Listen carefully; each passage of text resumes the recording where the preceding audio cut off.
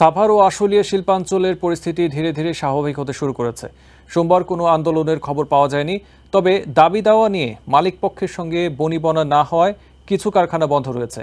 সোমবার সব মিলিয়ে ৭৯টি কারখানায় সাধারণ ছুটি ঘোষণা করা হয় বলে জানিয়েছে আশুলিয়া শিল্প পুলিশ। দাবি দাওয়া নিয়ে মালিক পক্ষের সঙ্গে বনিবনা না হয় সাভার ও আশুলিয়ায় সোমবার বন্ধ ছিল ৭৯টি কারখানার উৎপাদন কার্যক্রম। বেতন ভাতা বৃদ্ধি সহ কিছু দাবি দেওয়া এরই মধ্যে মেনে নেওয়া হয়েছে বলে জানান শ্রমিকরা। কিছু কারখানা বন্ধ থাকলেও সাভার আশুলিয়া শিল্পাঞ্চলের অধিকাংশ কারখানাতে সোমবার কাজে যোগ দেন শ্রমিকরা।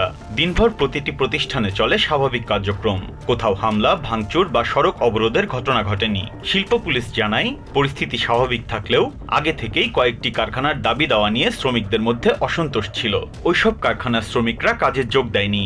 ওইসব প্রতিষ্ঠানের কর্তৃপক্ষ সোমবারের জন্য সাধারণ ছুটি ঘোষণা করে। শিল্পাঞ্চলে যে কোনো ধরনের অপ্রীতিকর ঘটনা এড়াতে হামলার ঝুঁকিতে থাকা কারখানাগুলোর সামনে আইনশৃঙ্খলা বাহিনীর অতিরিক্ত সদস্য মোতায়েন করা হয়েছে বলেও জানান তিনি। সাভার আশুলিয়া অঞ্চলে পুলিশের পাশাপাশি যৌথ বাহিনীর টহল অব্যাহত রয়েছে। Biprajit Chanda, TVN 24 news desk.